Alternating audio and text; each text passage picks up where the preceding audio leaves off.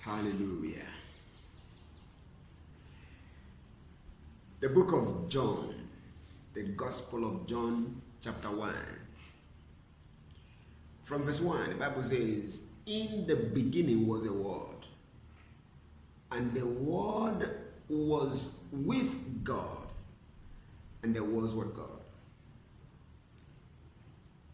He was in the beginning with God. All things were made through him, and without him was not anything made that was made." I pray that the Lord will bless his word and cause it to prosper in the life of every hearer. Cause it to produce tangible proofs in the life of everyone. In the name of Jesus Christ.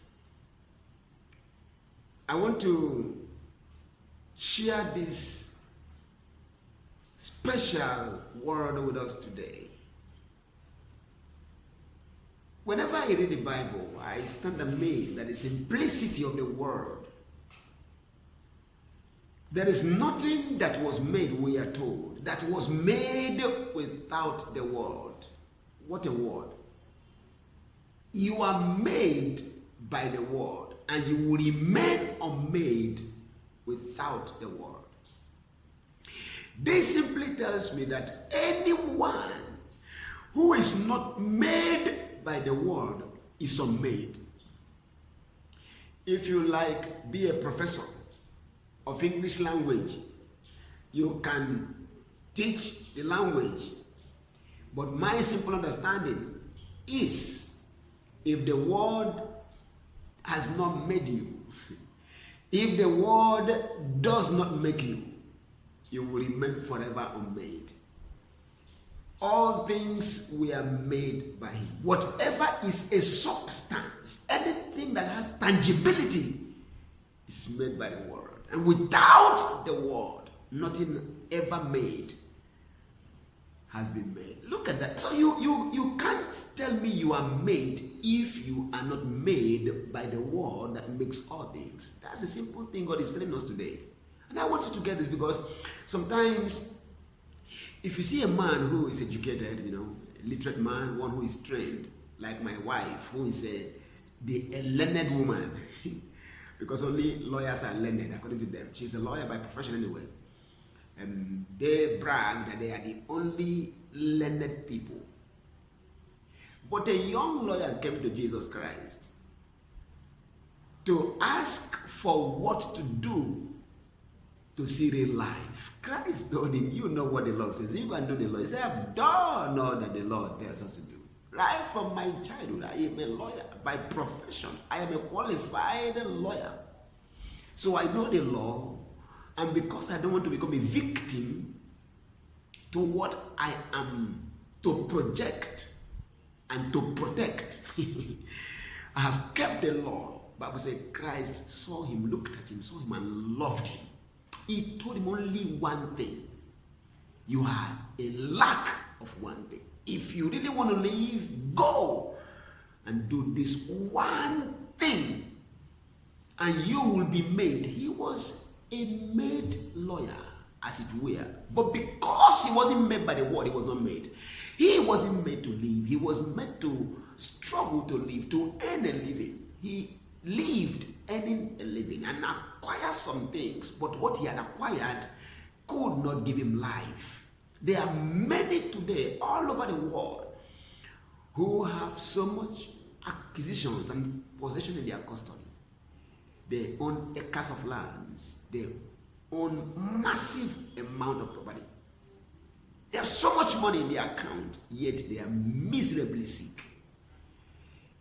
Most of them live the life that only animals are qualified to live. So, are they really made? No. Why?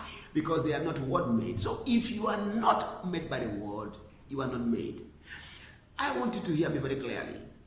Let God be true. Let everyone be a liar. If God says, unless you are made by the word, you are not made. You better believe him and run to the word to be made. Because if you ignore this word, you are walking on a time bomb that will blast and destroy your life and destiny. My prayer for you is that regardless of your human attainments in life, you will not allow self to stand in the way. You will allow the word to make you so that you can be made.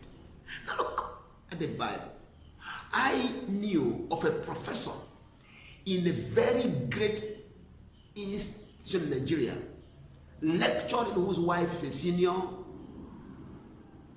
person in a very great federal government parastatal in this nation called Nigeria. They had a son who had a terrible sickness called cancer. I think it was on his hand. This guy went to school, graduated from school, left school, but had this challenge. They took him to India, as I was told. They couldn't help him. He came back to Nigeria, and the only son died. That young man died. He went to school, he read books. The father is a professor. The mother is a PhD holder. So they're not illiterates. The boy went to school, graduated from school, was a learned man, a learned fellow, but is no more alive today. How come all that they have learned never kept this young man alive? Because he wasn't made by the word. In the book of Psalm, chapter 107 and verse 20, maybe I will read from verse 17 because it's important. I will read from verse 17, but verse 20 says that God sent his word, and the word that God sent healed them, and that sent word delivered them from their destructions. He sent his word, and his word, it healed them. It healed them, and the word he sent delivered them from their destruction. But from verse 17 it says, fools, because of their transgression and because of their iniquities, are afflicted. Their soul abhorreth all manner of meat, and they draw near unto the gates of death. Then they cry unto the Lord in their trouble, and he saved them out of their distresses. He sent his word. They cried out to him. He sent his word. So when his word came, those that did not receive the word continued in their suffering. When he sent his word, those that ignored his word continued in their sickness.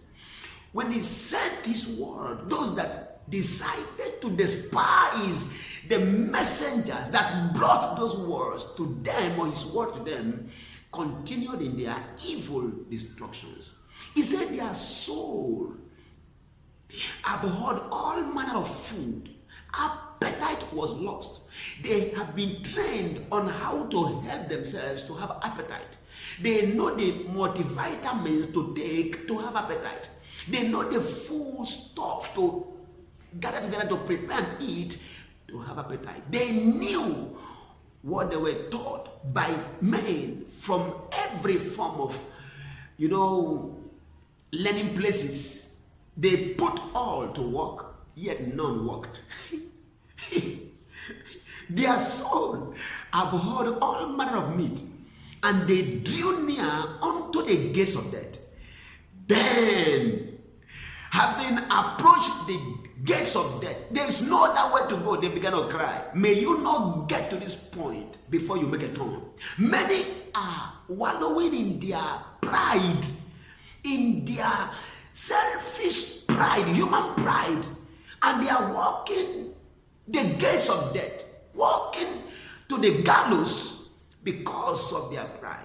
Don't let your human attainments make you think that God is a liar. You will be a fool like these people. He said, fools, because of their transgression, going the way they think they should go.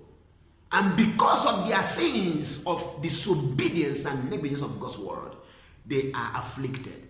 In Psalm 119 verse 67, David said, before I was afflicted, I went astray. Even King David, before he was ever afflicted, he said, I went astray. So those who go astray will suffer affliction. How does a man go astray? When he lives the word of life and goes the way he thinks. For there is a way that seems set unto a man, but the end thereof is the ways of death. One way opens up the ways of death. And that's what many people are doing. There's a simple way I am bringing to you today. What will change your life forever? Now, it is wisdom for you to hear me and receive my word. But you say, who is that boy? Who is he? Which school did he go to? Who is his father?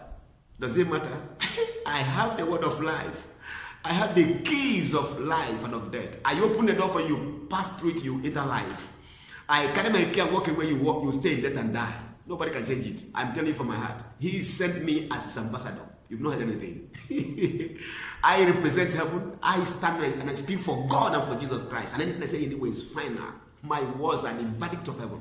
I don't come to speak enticing words of man's wisdom because I'm not here. I'm not trained by any man to teach what I'm teaching you. I am trained by him who is the teacher of teachers. He taught me well and he sent me to you.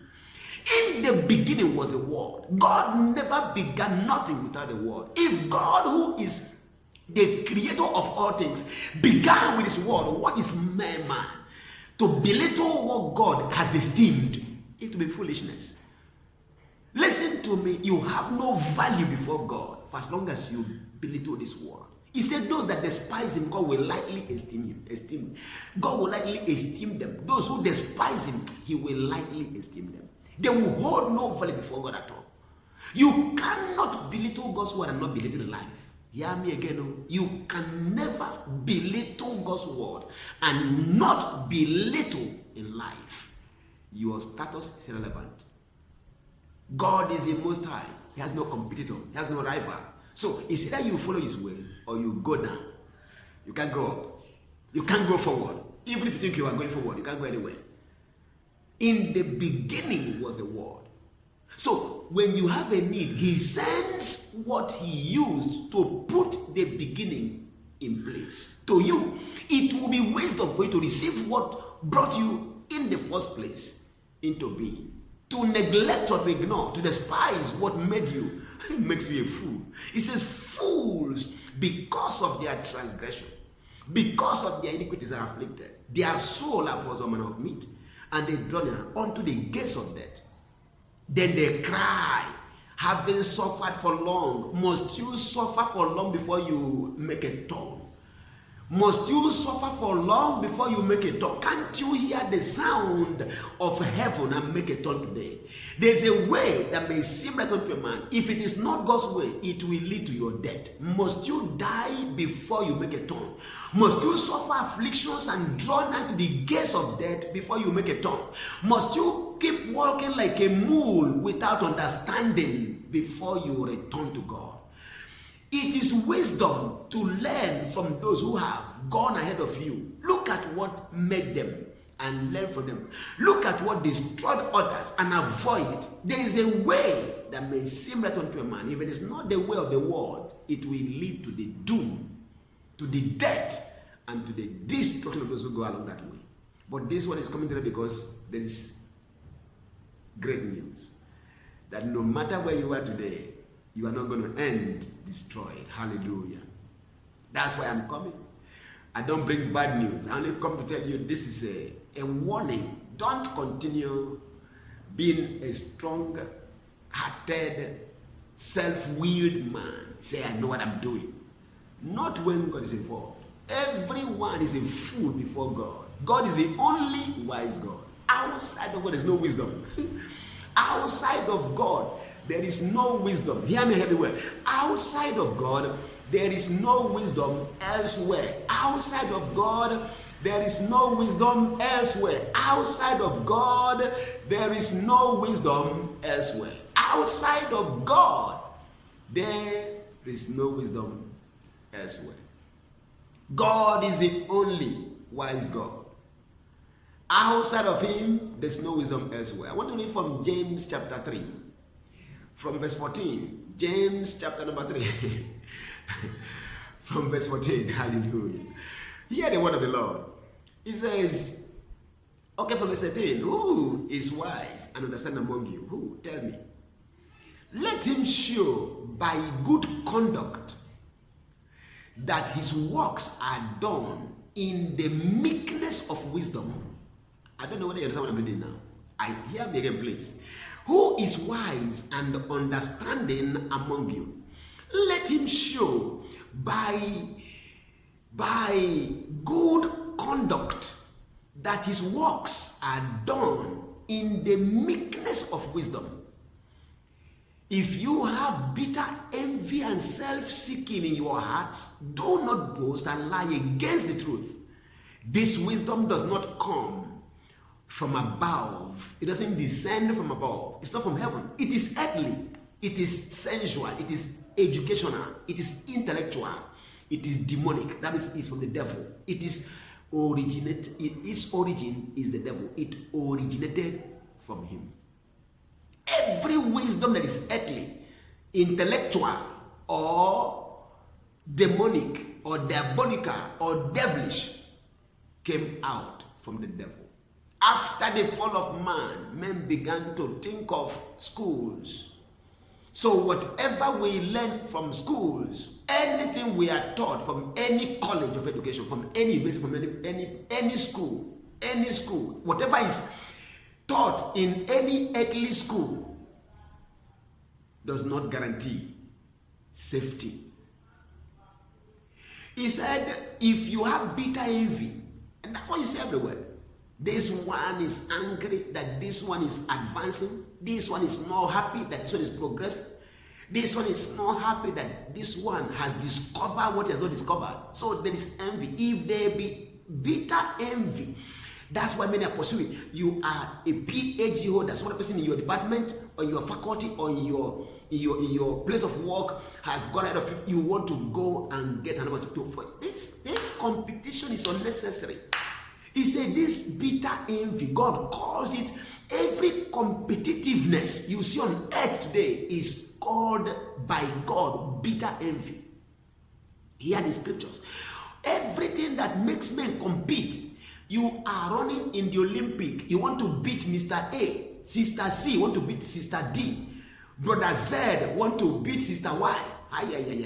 All these things, God calls them bitter envy and self-seeking. I want to be the best. I want to be the only prof in this department. I want to be the only. I want to be the richest man on earth. I want to be the richest pastor in the whole world. I want to build the greatest and largest auditorium. All these things, God calls it bitter envy and self-seeking. It is in the hearts of men. They boast and they brag about their accomplishment. Oh, God said this is bitter envy and self-seeking. It is from this earthly wisdom. They learned it from schools, heard it from people, saw it, heard it, smelled it, tasted it, felt it, and they are pursuing the same. This bitter envy, if you have it, this self-seeking in your heart, if you have it, it does not come from God. It's not from above. It's not from heaven. It is from this world. It is from the sensual, intellectual, trained minds of men that can reason. It is demonic. That means it comes from the devil. The God of this world has blinded the minds of those who don't believe the gospel. The gospel is simple. The power of God that brings salvation. You don't need any education to be free from troubles. You need the power of God to be free from troubles. No matter what you have studied. I went to small school. I can speak. I'm not an American. I'm not from UK. Yeah, I've not stayed there. But I have gone to small ABC nursery primary school, so I can speak this small English. This broken, I am breaking for you. And I'm breaking English for you. But I'm making sense anyway. You can hear me. Well, that's the good news. You can understand me. I can. Don't jokingly say what I say. You can at least make sense out of my nonsense. Yeah. Abby, thank you, sir. Thank you, man. I'm sorry. So I have learned small things, and I can say what I think he wants me to say, and you can understand what I'm saying. Whenever you see bitter envies, they are a guarantee that the devil is at work, manifesting his wisdom. Many pastors display demonic wisdom, manipulations of all kinds, to extort money from people. People do all kinds of things, tell all manner of lies, because they want to groom their churches to be the largest church. They want to make money to be the richest man of God. All these things, God calls it bitter envy and self-seeking. He said we are to understand that is what he calls the meekness of wisdom. Jesus speaking in Matthew chapter 11. He said, come unto me, all of you who labor and are carrying heavy loads, and I will give you rest. He says, come and take my yoke upon you and learn of me, for I am meek, I am lowly in heart. That is what God is saying. Show by your good conduct that your works are done in the meekness of wisdom. Jesus is the wisdom of God, is the power of God. He lived here to show us how God wants us to live. But it is sad that most of us have left his way.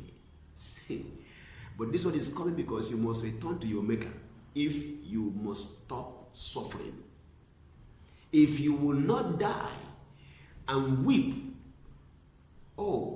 looking down from wherever you will be, whether heaven or hell, and seeing what things you could have done to live a better life, now you're no more here, you'll be weeping. May that not be your story. There are many who have departed from this world because they never listened to small boys like us that God sent to help them to live. Without the word was nothing ever made that was made. So until you gain access to God's wisdom, you are not made at all. Everything we see on earth falls under earthly wisdom, sensual or intellectual wisdom, and they culminate at a point called demonic wisdom. So Satan is the architect of all these things. He manipulated Adam and Eve and threw them out of Eden. And from that day, the same wisdom that corrupts destinies, that he brought into their minds to make them not to accept God's will again, is still what he has used to destroy many destinies. You do what you think you should do to get on in life by engaging this earthly wisdom. That is what has left man unmade.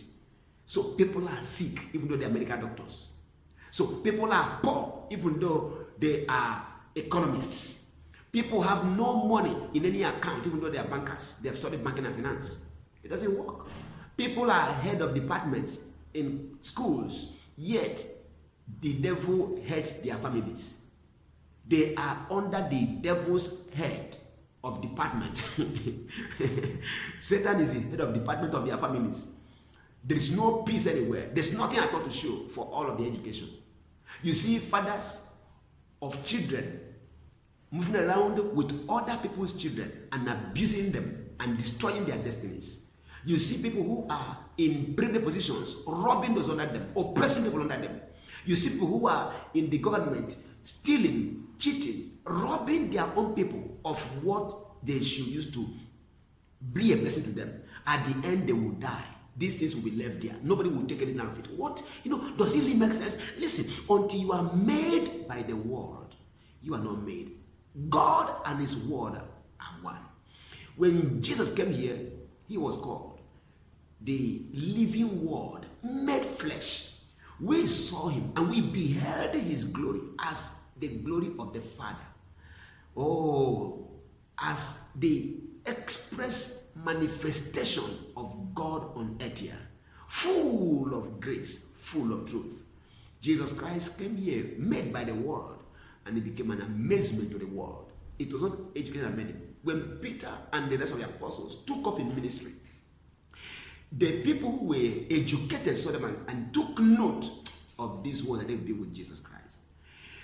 Their wisdom was something else. They did all they could to stop them, but they couldn't. They said that they turned their world then upside down. Those who went to school had to bow to them. I have come today with this simple word that if you are eager to see yourself made, if you are eager to ensure you don't end at the gates of death and jump down or fall down headlong and destroy your life and destiny, come back and let's make you by the word. He has sent me. I'm coming to you from Jesus Mission Headquarters. That's what he calls this place. I only have one commission: to do what Christ did and more than he did. 2nd of August 1996, he came to me in a vision and wore himself on me as you wear cloth. We merged into one. We became one. When I speak, he's speaking. When I talk, he's talking. When I touch you, he's touching you. When you touch me, I'm touching him. Whatever cannot happen to Christ can't happen to me. Since the 31st of May 1991 till today, the 30th of September 2019, I have not taken one Fensic. I have not taken one paracetamol on account of sickness. I don't know sickness. I am married. I have 4 children. I've never spent a dime to buy any drug for my wife since the 17th of April 1999 that I married her. Till today, my first child was born, first son was born 17th of February 2000. Since that day till now, I have not spent a kobo on any medication for him. I've never taken him to any drugs to buy any drug. Never, never, never. All of my children, they enjoy what I enjoy. I've only come here to let you know that you can live healthy. You can be free. The wisdom from above is first peaceable. It is pure. I want to read again from this James chapter 3 as I wrap it up today. James chapter 3. It says, who is wise and understanding among you? Let him show by his good conduct, by doing good works, that his works are done in meekness of wisdom, not in pride and arrogancy of a man's heart and self-accomplishment. But if you have bitter envy and self-seeking, that's why men are competing everywhere. Pastors are competing with pastors. Oh, people are competing. Wives are competing with their husbands, relatives. Everybody competing everywhere. Market women, market men, lawyers, bankers, everybody competing. Nations are competing. Oh, governments are competing. Everybody's competing. If you see this competition, it is coming out of one thing: bitter envy and self-seeking. I want to be better than the last president. I want to be better than the last governor. I want to be better than this preacher. I want to have a better and bigger congregation than this preacher. I want to have a better fellowship than this preacher. All those things are rubbish. No, it doesn't go anywhere. If you have bitter envy and self-seeking in your heart, even though you don't say it, you show people what you are doing is to enlarge the kingdom, yet in your heart, it is because you want more money. God sees it. In your heart, it is because you want to pass Pastor A, Pastor B, Mr. C, Mr. D. It is because you want to become the MD of a company. All this self-seeking and bitter envy in your hearts, they do not come from God. It's so God said, don't boast. Don't lie against the truth. We are working to make sure we enlarge the kingdom. You're only working to enlarge your pocket. God knows your heart, sir. God knows your heart, man. You are working to say, okay, this church we must conquer this land for Jesus. You're only working because you know when more people come, you will have more money because you're going to tell them lies to get more money from them. God knows. These things are coming from bitter envies and self-seeking in your hearts. Self-seeking. I want to be known. I want to be recognized. God says that is the root. I pray for you today that God will deliver you. The word has made all things. And if you are word made, you will be like God. You will live like Christ. Hear me well. If this word makes you, you will be like God and you will live like Christ. How is God free from everything that corrupts? How did Christ live? Living for others. You will be free from what corrupts people and you will meet the needs of everyone anywhere you are. You will not be living to self-seek what only you think you desire. No. If you have bitter envy and self-seeking in your hearts, do not boast and lie not against the truth. This wisdom does not descend from heaven. It's not from above. It's earthly. It's sensual. It's demonic. Can you see that? Any way you see people competing, I want to be the best in this field. Not because of God's glory, but in their hearts, they have that because they want to be recognized. It is demonic. The devil is their master. The devil is controlling them, but they don't know it. When you want your flesh to be seen, you want yourself to be seen, no more Christ. You don't want Christ to be seen. It's you that must be seen. Everyone must bow before you because you're a great man of God, a great apostle, or a great evangelist, a great man of God. It is self-seeking. It is demonic. Bible says, but, verse 16, it says, for where envy and self-seeking exist, confusion and every evil work, they are there. Why are people stealing from pastors today? Why are thieves going to church to steal? Because the pastors gather all the money and they buy their big estates, buy their big cars, live their huge, larger lifestyles with their children and family, and every other person in the congregation may die. Men are using people to make money today. When the church began, the leaders were there. People went and sold their lands. Even Peter sold his land. They left their houses. Peter said, we have left all to follow Christ. And nobody can leave houses, leave lands. But those things were the things they left. They gave up all to follow Christ. Peter, we have left all, said to Christ, we have left all to follow Christ. Said, yes, indeed you have. Mark chapter 10, from verse 28 to 30. He said, nobody can leave houses or lands. Those things, they left them. You can't leave your father, your mother, your wives, your children, spending the money you want to spend for them, for me, and spend it in faith. He said, anything you invest for my sake and for this gospel's sake, in this lifetime, you are getting 100-fold increase as your harvest. And in the world to come, eternal life. But people that desire for you to bless them, and you did what they expect, they will persecute you. They will persecute you. So Peter sold his land, his house, everything they had, left all the field they caught to follow Christ. When they got plenty money in Acts chapter 2, they shared it among the brethren. People sold their houses, sold their lands, and they brought the money to the apostles. Laid it down at their feet. Acts chapter 2, 44 and 45. Acts chapter 4, 34 and 35. They brought it to them, and they shared everything they brought to meet the needs of all. Today, members sell their lands and bring it to the church. The church buy the lands. The lands belong to the pastor alone, not to the church. It's a pastor's land. So the pastors take the lands of the people, and this is converted to the property of the man of God. But in the church, in the olden days, when the church began, the lands were sold, the money was brought, the needs of the people were met. All this that we are doing to get more lands, to buy more property, is not of God. Quote me any day, anytime. The earth is the Lord's and the fullness thereof. All the things we have bought, spent fortunes to buy, and we have not invested in human lives, God does not cherish them. If you look at Acts chapter 17, verse 24 down, the Bible says, God, who is the maker of heaven and earth, does not live in any house built with man's hand. So there is no auditorium we can build today that God can come and live in. No, God doesn't live there. But sometimes we build these things and we tell them God is there. That's where God lives. It's not true. Unless God can lie. Acts chapter 17. Go and read it from verse 24 to verse 26. God does not live in any house now made with human hands. We are his offspring. He has given us life, he has given us air to breathe, and he has given us everything else. There is something we have that didn't come from him. So God is not going to be envious of what he has given us. He doesn't need these lands. If we understand the will of God, we will invest in human lives, because God wants everyone made through his word and with his word. Many cannot come and hear the word because of hunger. They can't come and hear the word because of hunger. They are hungry and they can't come. Instead of giving them simple food, we don't. So they go looking for food and they are lost. Nothing drives the sheep away from the shepherd more than lack.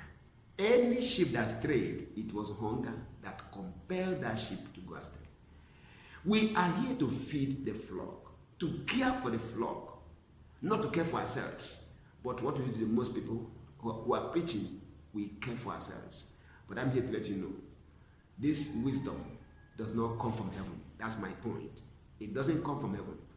Every self-seeking, every bitter envy that makes us to want to outdo the other minister, the other person, the other family, the other man, the other woman, they are not of God. They are demonic.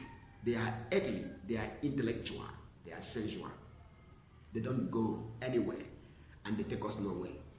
For where envy and self-seeking exists, confusion and every evil thing, they are there. That's why you see in the church all kind of evils are happening today. Not because it is the will of God, because of the fact that in the heart of the ministers are these things. There is envy, bitter envy. There is self-seeking. And so we try to do what we do, to manipulate things to our advantage, and God hates it. But we are told, verse 17 of James chapter 3, but the wisdom that is from above is first pure, then peaceable, it is gentle, willing to yield, full of mercy and faith. Oh, full of mercy and good fruits, without partiality and without hypocrisy. Look around you and see whether this is so. So we that claim that we are men of God, full of God's wisdom, are we bearing these fruits? If not, we have not yet been made by the word. That's my point. Until the word makes us, we cannot be like God, and we cannot live like Christ. So if you want to be like God, let the word have its way. If you want to live like Christ, let the word have its way. In the beginning was the word, and the word was with God. The same word was God. All things, the same was with God in the beginning. All things were made by the word, and without the word there was nothing ever made that was made. In him was life. This life has become the light of men. This light shines in darkness, and the darkness can never master it. Hallelujah. Hallelujah. And this word became flesh and dwelt among us to show us who God is like, to manifest God in power, in love, in sincerity, in honesty, in ministry accomplishment, in focus of ministry. Christ lived among us. He walked among us. And we saw what he did as we read the Bible. So this word makes us like God. We become like him when we know the word, and when we are made by the word, and we live like Christ when we are made by the word. You can never become God's son. Neither can you become Christ's ambassador unless you are made by the word. He said to them that received his word, God called them gods, and the scriptures cannot be broken. If you want to be called a God by God because you are like him, then you are living like Christ for others to live, then let this word make you. He said, my son, listen to my words. Give attention to my sayings. Don't let my word depart from your eyes. Keep my words in the midst of your heart, for my words are life to those that find them. And these words, they are health to all of their flesh. It is the plan of God for this word to make you exactly like Christ, so that you can live like him. I pray for you today that this word will make you and set you free from all that's not in God, in the name of Jesus Christ. Amen and amen. God bless you. I love you so much, and I wish you well. God bless you. Do get in touch in Jesus' mighty name. Amen.